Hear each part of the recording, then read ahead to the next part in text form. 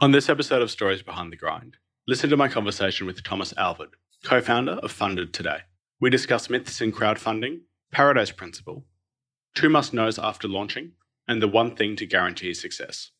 My name is Aidan Vocalo, and here you will find business strategies, tips, and tactics that you can incorporate not only in your own venture, but your life, to help you simplify and strategically grow, scaling up the impact you are having in this world.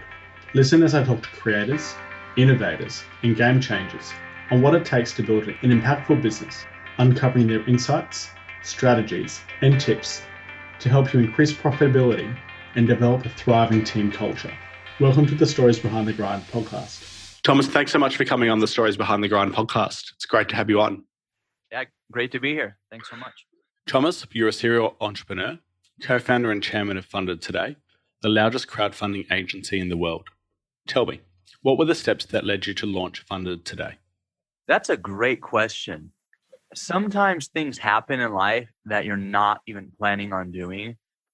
And in terms of a business, my business partner and I, my business partner, Zach Smith, we were never planning on starting Funded Today. I actually went to law school and got a master's in public administration. I'm not sure if they have similar to that in Australia, but here in the United States, that would be like nonprofit and government management, kind of like an MBA, but this is an MPA. So I was actually doing some legal work, doing some immigration law, and I had started getting into doing email lead generation for political campaigns and was working on some governor races, U.S. Senate campaigns. Actually have worked on presidential campaigns doing email lead generation where the campaigns outsourced the lead generation to me because I was able to get them at a cheaper rate and with higher opt-in rates. So that actually is probably what my life would be right now. But about 5 years ago, my business partner and I, we were just acquaintances. And the way we were acquaintances, kind of a long story, but I think it illustrates a really powerful point, is I had signed up for a copywriting course by a guy named Perry Marshall, who back in the day was kind of my mentor. And I think it was $99, where he basically did copywriting and you looked over his shoulder virtually as he put together the copy to see the thoughts he was having, to see how he was doing it, what questions he was asking. And at the end of it, apparently, I shared some comment saying, oh, this was wonderful. This was great. I forget exactly what it was. He took what I said and basically made it into a testimonial, which obviously is really good because it wasn't really contrived or fake. It was 100% raw. Here's what it is, right? There you go, right? For somebody who knows copywriting well. But anyways, he went and took that and a couple other people and threw it into his email and blasted it off to his whole list. Well, my business partner, Zach Smith, is about an hour north of me here in Utah. And he saw that there's this guy, Thomas Alvord from Provo, Utah, on Perry Marshall's list. And he thought, that is so strange. That's a small world. I wonder who Thomas is. This was before Zach and I even knew. So literally the way Zach and I met was Zach seeing me quoted, or not really quoted, but my testimonial in this email, and then just looking me up on Skype and connecting. Like literally that is how we connected. And then for about 1.5 years, we just chatted back and forth on Skype. I think we had met up once or twice was all. And then it was the summer of 2014. He was consulting on a crowdfunding campaign and they had raised about $60,000, but were kind of dead in the water. And Zach knew I did online paid media marketing. So he reached out to me and we worked together and the campaign ended up raising another $70,000. And I made a decent little paycheck from that, but it was kind of like, oh, that was nice. Okay, we'll see you later. But then somebody else reached out saying, hey, will you help us on this campaign? And then another person and another person. So again, we were not planning on doing this. It was actually about 1.5 years or 2 years in that I stopped doing my other stuff and just focused on Funded Today. So literally, it kind of just happened upon us because we got amazing results and there wasn't really anybody competing in the space back at that time. And it's still a pretty small market, but that's how we got started. That's how we founded funded today. And now it's kind of continuing to evolve it and see how we can continue to grow it. I love the serendipity of it all. You sort of taking a small little action that you probably thought was just a nice way to thank the person, thank Perry Marshall for his content, leads to the start of what is now, the largest crowdfunding agency in the world. It's And there's the quote, I forget exactly how it goes, and not that there's a certain way, but I think it goes something along the lines of luck favors the prepared. It's something like that, right? It's that those who get lucky aren't really lucky. They're just in a way prepared. And I think when you're always out and about, you're doing stuff, right? You might not get lucky, so to speak, for 5 years, for 10 years, but you're going to have streaks of luck here or there. And so with this, yeah, it was kind of lucky. But Zach, to his credit, he really is good at networking. And Zach often says, I've made all of the money that I've made in life always from real life connections with people I know. And so he is always about networking. He's kind of been a role model, you could say, an example where I'm like, okay, I could do better with that. So, and sometimes you might meet 50 people and nothing bears fruit, so to speak, right? In terms of how you might be benefited, whether that's vocationally or financially or spiritually or physically or whatever, right? But hopefully we can always provide value to those that we interact with. But, 80-20, the Pareto Principle says you're going to get, 80% of your value out of 20% of your connections. And if you drive down more, you get the 80-20 principle within the 80-20 principle, which says, if you had 100 contacts, 4 of them are basically going to give you 64% of the value. But the point is, it is those little things. So absolutely. Yeah, I was wondering if you could delve a little bit more into the Pareto Principle. I know you're an avid user of it. How else do you leverage it in practice? Obviously, networking is a great example in terms of, there's a few people that'll have the majority of the connections. Are there any other ways that you use it daily? Yeah, that is a great question. And with the Pareto Principle, also called the 80-20 principle, there's knowing to use it and actually using it, right?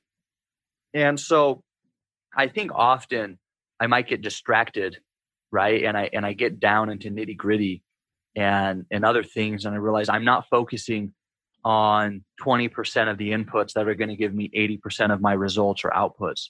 So not so much for business, but since you asked, in my personal life right now, I have a handful of things I'm doing, right? So my kid recently, he's 7. I have a 7-year-old, a 4-year-old, and a 1-year-old. And my 7-year-old started homeschooling. And my wife said, hey, I really want you to do it. I think he needs this connection with you. And so we've started doing it. It's actually been wonderful. I've really enjoyed it. But obviously, when you're running a business, like doing homeschooling, you don't necessarily have a ton of time, right? So I spend an hour and a half or 2 hours in the morning doing that. Well, I also like to go to the gym. And as we mentioned before this call started, right? I've been doing the Wim Hof method, the cold showers and the breathing, and that takes time. There's some other exercises that I do. And then in the evening, I want to spend time, right, with my wife and my kids. And there's my church that I'm pretty active in that keeps me busy. And so there's all these things, and also different books that I'm reading, either on negotiating or on improving your memory or just books I want to read. And so I feel like, man, here's all this stuff. I don't think there's a single one of these things that I would look at and say, there's not value in this, right? It's not like, oh, frig, I don't have time to go watch some series on Netflix, right? I don't really watch TV. If I watch TV, my favorite thing to watch is a documentary, to the chagrin of my wife. But basically, I realized I had to stop myself because we're also doing some things with growing Funded Today and wanting to have more time to do those things. And I had to stop myself and say, okay, what is the 80-20? Because the reality is everything that I'm doing, they are not of equal value. And in terms of what's going to bring me happiness or what's going to bring me tranquility, right? In our fast-paced world, that's kind of one of the things with meditation and other things that I'm trying to do is to also slow down, is to really think, right? If you don't have enough time, it's not because you don't have enough time, it's because you're not prioritized. And they might all be good things. And so for me, it's really thinking, okay, how can I simplify? What can I cut out? What can wait till later? And so in my personal life, that's what I've been doing. And then just needing to be okay with that. But in terms of business and anyone who's looking at starting a business, one of my greatest mentors, if you will, even though actually I was on a podcast with him, his name's Richard Koch, but mainly what I've learned from him is from his books. And he has a couple books, well, a handful of books, but two of them that I absolutely love are the 80-20 Principle, and the other is called the STAR Principle. And basically, he goes and he shows, here are the businesses that he will invest in as a venture capitalist. That the most important thing that you should do is look for a business that is in an industry that is growing 10% or more per year. Because if you become the leader in that market, you will have astronomical growth, not because you're so amazing or so great, but because you're the leader in that market and that market is growing by 10% or more per year. So of all the principles I look at that I try to live by, that would be probably in the top 5. And not that there's a lot, right? But in terms of business, that is the most important principle. So when we're looking at growing and scaling Funded Today, that's often what I think, right? If I can go and create some new business and it's going to generate $100,000 in extra revenue and take all this time, it's like, well, that's not really worth it. That's going to be a waste of time, right? Or even if the market size is only $500,000, right? It's okay. That's not going to be really worth our time. Where's there a big market that is growing that we could grow with that industry growth? So that's where I think the greatest application for me and my business and personal life are. Looking at those high growth areas and going, this is where I'm going to dedicate my, time, attention and focus into those areas. Yeah, the 80-20 principle is definitely quite a powerful tool. And like you mentioned before, a good way to sort of reassess where you're spending your time and what you're doing. I wanted to go a little bit back to when you were marketing for US presidential campaigns. How have you applied that marketing knowledge to Funded Today? It's interesting because when I started, I have a little mantra that I say to myself sometimes, not sometimes, it's really what I believe, which is, why not me? If there are going to be presidential campaigns who are hiring agencies to help with their marketing, why not me? Now, I might not have the skill, I might not have the expertise, but I can go figure it out, or I could go hire it, or I can learn through trial and experience. So I had only been doing email lead generation for, maybe only 2 or 3 years max. Well, the company that I had started that I was just running by myself, in terms of email lead generation, it hadn't even been a year, but I had just found a process that worked really well.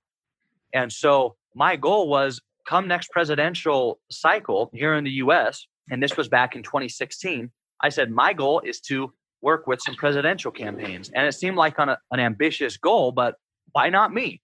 And so that was the attitude that I took.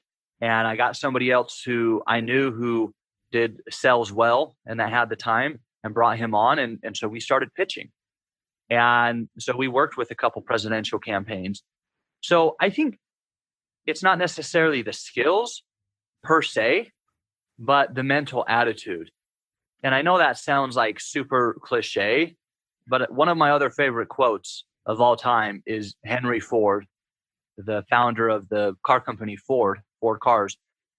And one of his phrases that he shared was, whether you think you can or you can't, you're probably right. Because if you don't think you can do something, in the first instance, you're not even going to try to do it. If you think you can do it, you will try. And if you're committed to it, you'll figure it out. It's like Steve Jobs, right? I can't remember the exact story, but he said, look, I want a phone where the buttons and everything, the screen, and I forget if it was the tablet. Again, I'm kind of botching this story because I don't remember the exact details. He said, here's how I want it, right? I want everything to be touch screen on the screen. And the devs and engineers said, no, that's not possible. He said, no, make it happen. I'm not going to do anything else. Make that happen. And what did they do? They made it happen. And like, I literally am not making this up. Like, this is what I believe more than anything. Just 2 or 3 days ago, my 7-year-old, I don't even know what he was saying, But he said something, and I said, William, you're not allowed to say that in our house. You just said a swear word. He said, whoa, what did I say? I said, you just said impossible. I think he said impossibility. I was like, that's a swear word in our house. Kind of tongue in cheek, but also like, I don't want him to ever think that. I believe everything is possible. So part of that is also how I look at things at Funded Today, right? If we have a competitor who's doing something that we're not, or there's a campaign we work on and for some reason we don't perform well on that campaign, but we have a competitor who performs better, or more likely we have a client who does something and we're like, how are they doing this? What are they doing? Right? I look at that as an opportunity, right? Every difficulty is an opportunity. And I think, oh, that's amazing. Let's learn from what is happening there so we can improve, right? So I'm never really worried about competitors or others, because it's like, look, if some competitor comes into the space and starts outperforming us, then that simply means that there's also that same room for improvement for ourselves. And so that doesn't really quite answer your question in terms of marketing, but is maybe a little more broad in how we approach kind of everything we do. But the marketing, I guess, to actually address kind of to the point of the marketing, we don't actually do a ton of email lead generation with the clients we work with on Kickstarter and Indiegogo. Now, let's see, it's probably 5% of our business in terms of revenue. So it's not a huge part of it. And so what I have learned, though, is if you know skills, say in online marketing, whether it's for email lead generation or sending somebody to a landing page, it's kind of just a different application of understanding the fundamentals of marketing. And so everything we do for marketing, it's kind of just always following those fundamentals and then being able to optimize things. So in that way, it has been helpful. Yeah, so the fundamentals that you've learned, but also the mindset that you've developed and you've applied previously and now. You mentioned Kickstarter and Indiegogo, and for those wanting to launch on those platforms, is there one that you'd recommend over the other? Oh, absolutely. So hands down, Kickstarter is going to raise you more money than Indiegogo. When we first started 5 years ago, this was a question we had: which platform's better? Well, now we know, having run over, I believe, 2,000 campaigns on Kickstarter and a few hundred on Indiegogo, Kickstarter is hands down the best platform. Actually, if I'm not mistaken, we have worked on more campaigns than any other individual or any other agency in the entire world. So just from our experience, we know and can see Kickstarter's better. But if anybody wants to, they can go to funded.today/stats. And there's a Kickstarter versus Indiegogo comparison where you can actually break down and see how many campaigns have launched on each platform and how much each platform has raised and what the average raise has been, and how many people raised 10,000, how many people raised 50,000. And Kickstarter typically will perform about 3 to 5x better than Indiegogo. So Kickstarter it is. Leaps and bounds ahead. It's definitely dominating. Has Kickstarter always dominated the industry, or has it had sort of more rapid growth over the last year or so? Since we started 5 years ago, Kickstarter has been the better platform. If I recall correctly, Indiegogo was actually the first platform to launch, but for whatever reason, Kickstarter has performed better. It has had a better conversion rate, and so Kickstarter is better. Now, that doesn't mean Indiegogo doesn't have its place, because there's what's called Indiegogo in demand, which is kind of an evergreen, right? With crowdfunding and Kickstarter and Indiegogo, how it works for anyone who might be listening who might not be familiar with it, it's where you can launch a new product without having manufactured or finished your product yet. So I could say, I want to create a new wallet, but I want to see if I can get enough people who will pre-purchase this before I go in and create it. So I would say, I need to raise at least $20,000 to make this happen. And I would set a goal for how much I need to raise. And then I would set a time frame for how long I would run this for. Usually it's between 30 to 45 days. The max is 60 days.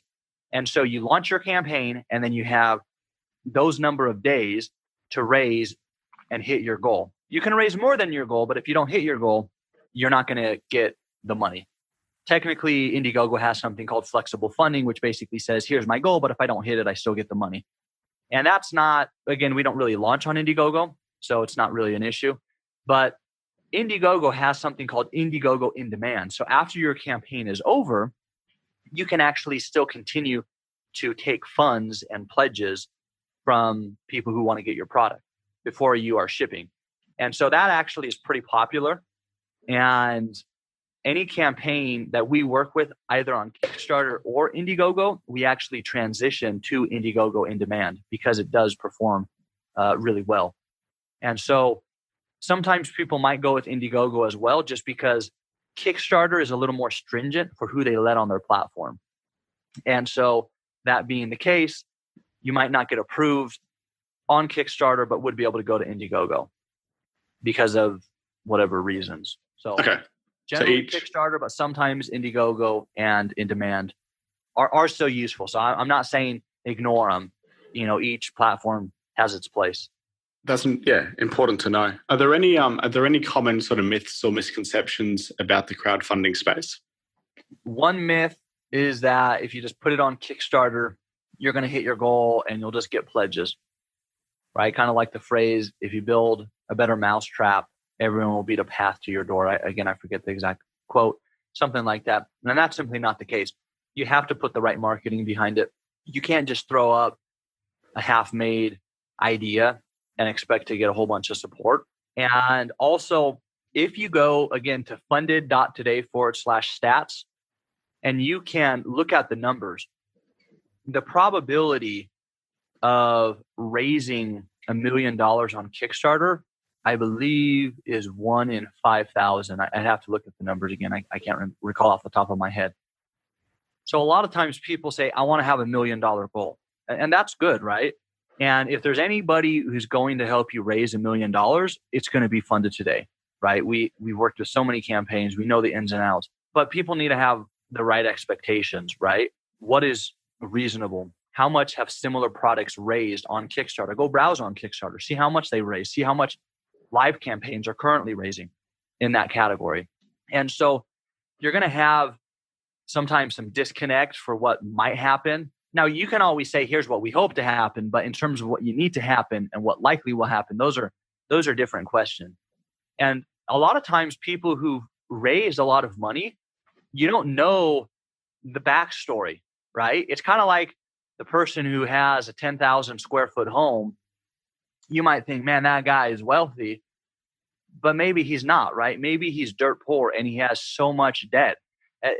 It reminds me of my banker I was chatting with, and he's like, I had the most interesting experience, right?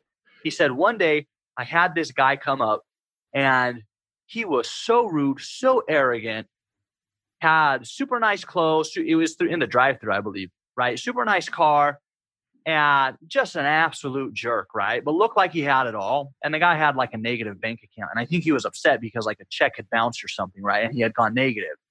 And then later that day, there's this guy who comes up in this old, I don't know if it was a paint truck or, if I recall correctly, he provided some type of like manual labor or service. And, his car was like totally junky, right? His clothes weren't nice, right? He didn't strike you as flashy or anything. Super humble, looked like nothing. But he's like, this guy had a ton of money in his bank account. And obviously he didn't tell me how much he had or who they were, but right, he's just kind of sharing this. And I think it illustrates the point, right? When you look at a Kickstarter campaign, it might have raised $1 million, but what was behind that campaign? How much money did they put into that campaign to raise that? I know of campaigns that have raised $4 million and they put $3 million into the campaign to raise that much. And so, yeah, it might look amazing, but the picture's not always as it looks, and to be aware of that, right? So that's also a common myth. Like, hey, look at these people. They've raised this money. Man, they must be so wealthy. That could be the case, and it might not be the case. And also, here's another thing, right? Here's another myth. you got to raise a lot of money to create an amazing product and an amazing company. Case in point, look at the number 1 and number 2 most funded campaigns of all time on Kickstarter.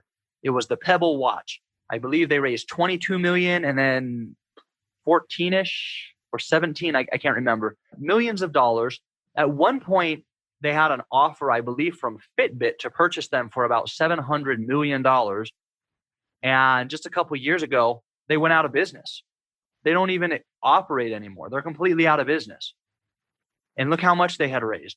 Now, on the flip side, there is a company called PopSocket. Are you familiar with PopSocket, Aiden? I've heard of it. It's I think, is it something that you attach to your phone? Yeah, that's right. It's kind of a little circle you put on the back of your phone case, but it's accordion, so it kind of pops out and then pops back in. And these guys were, I believe, in number 2. They were in the top 10 for the Inc. 5000, which is the fastest growing privately held companies in the US. And they had done over around $100 million in revenue. And they had actually launched a Kickstarter campaign back in 2014, I believe. And they had raised, and again, my numbers are fuzzy here because so many different campaigns, remembering all the dates and the figures. But I believe it was $17,000, maybe $25,000, or maybe even $14,000, right? They didn't raise what looked like an amazing raise, but they raised enough to get going, and they went and created an amazing company. So that's another myth, right? Don't think you have to raise a lot to then have a good company. Sometimes it could be just the opposite. There was one more, and I'm trying to remember what I was just about to say. Oh yeah. Another myth is people think that their results after Kickstarter are going to mirror their results on Kickstarter. And that is not always going to be the case. And what I mean by that is sometimes we'll work with people and we might spend $2 to raise $1 or $1 to raise $1 in terms of what tracks, right? So we might spend $2,000 one day to raise $2,000 in tracked sales. And then there might be another $2,000 from non-tracked sales, right? Maybe they went and they Googled the product after seeing the ad, and then they went and made a purchase. And so it wasn't tracked back to the ad.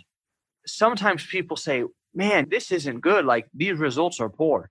And what people don't realize is once you're off the platform of Kickstarter or Indiegogo, it becomes a lot harder because you have to send all of the traffic yourself. And no way do you have as much traffic as these platforms, which are ranked in the top 1,000 per Alexa, for the Alexa rankings. And so understanding that and understanding that Kickstarter is the time you really want to grow your brand and your business. And people coming into it, they need to understand and know what their objective is. What is their goal, right? Sometimes people don't care if they're not making a profit. Their goal is just to raise as much as possible to then go get venture capital funding. Other people say, no, I want to have as much profit as possible, and I'm not really planning on doing anything after this, and I just want to make this really profitable. So to really understand what your goals are, so you can plan your launch and your marketing accordingly and set your budgets accordingly. Yeah, it's very important to have know where you want to end up, know sort of where you want to take it.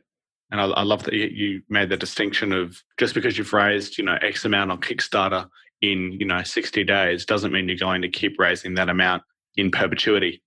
Right. And every product's going to be different. And another thing I would recommend, because we've been primarily known historically as a crowdfunding agency, but just with the clients we have, the services we're providing, we do video work, we do page design, we do web development, and we do Amazon marketing. We do marketing for people's own e-commerce website. And another thing people should be cognizant of, which in the past, I hadn't really talked about this or told people about this, but if you're looking at building a long-term company and a long-term product, go to Amazon and analyze whatever your product is, what the competitors are doing. What are their price points? What are the pain points in the reviews that people are sharing? And as you build a product, address those issues. Because often a Kickstarter campaign will raise however much, and then they try to market on their website, and they only have one SKU. They only have one product. Well, they might be able to acquire a new customer at cost, right? Maybe they spend $80 and generate $100 in sales.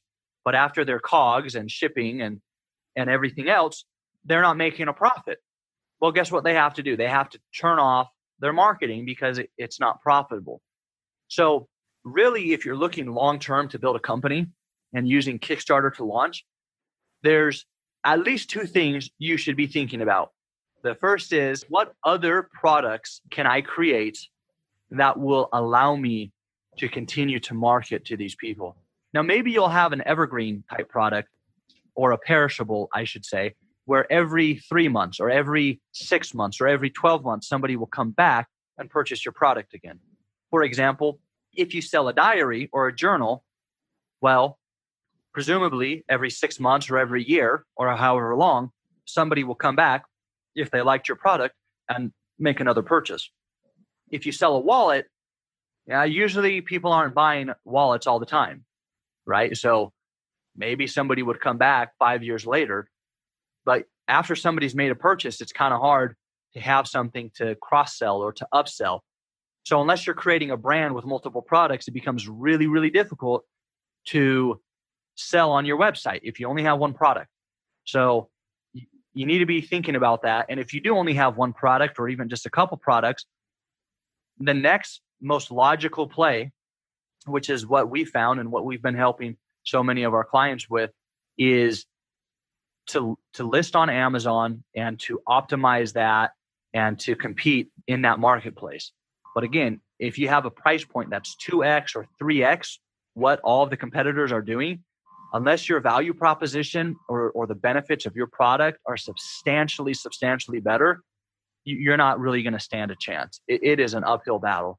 So those are things to be thinking about. Unless, of course, you're going a retail play. And if that's the case, then again, that's a different animal. But if you're going a retail play, sometimes people say, oh, your fee's 25 to 35% of what my entire campaign raises. Like, how in the world could I afford that? Well, if you don't even have those margins built in, you don't even have margins built in to have a sustainable company.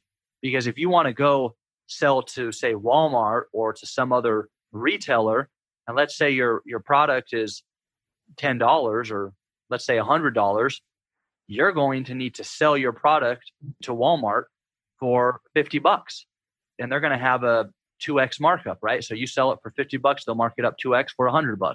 So again, if you don't have those margins, and if I'm not mistaken, I believe it's Apple that they will take 60 points, meaning if you have a product that is selling for $100 and you want it in the Apple store, you need to sell your product to Apple for $40 a piece, and then they will go and sell it for $100. So they're going to have 60 points on the retail price. So again, those are things I don't know if most people think about it. I think a lot of times people just say, hey, I have this cool idea. And that's great if you have a cool idea and you're just wanting to launch it. But if you're really wanting to grow it and build it, you got to think in terms of what your margins are, how you can get those margins down, how you can have competitive pricing relative to people on Amazon, as well as if you're wanting to go retail to have that margin built in. And if you do those things, you're setting yourself up for a lot of good success. But you also got to realize then it might be harder to go launch your venture because you can't just go charge $300.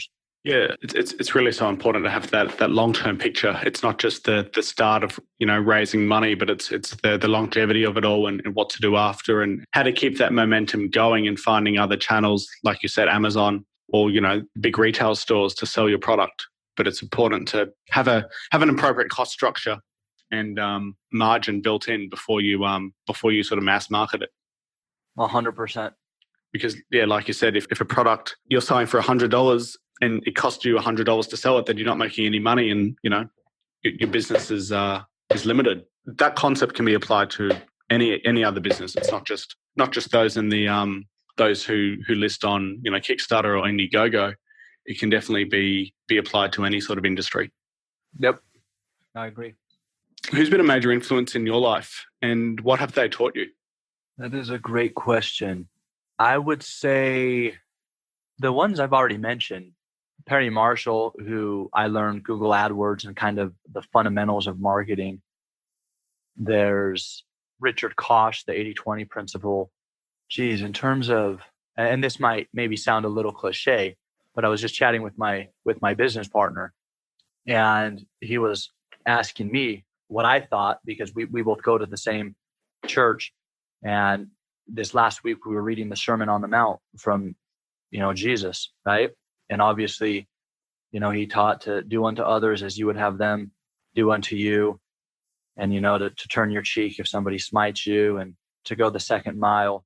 And so that is another thing just in my personal life where I really try to take those teachings from the Bible and say, okay, how do you apply these, right? How do you have forgiveness? And I don't care if somebody's an atheist or a Christian or a Muslim or whatever, right? I actually really enjoyed looking and have been doing this quite a bit lately, looking at Hinduism and Buddhism and other religions to see what knowledge, what truth they have, right? That can help me try to be a better person, and not by any means that I'm perfect and have plenty of mistakes, right? But in terms of, who's had the most influence on me, I would say Jesus. Again, that might sound a little cliche, but every day, for at least 30 minutes, I try to study from the Bible, from the scriptures, and to learn. And I feel that actually makes you, it makes you more well-rounded, right? Life isn't just about business, even though you can totally get sucked into that, right? And it's remembering family, it's remembering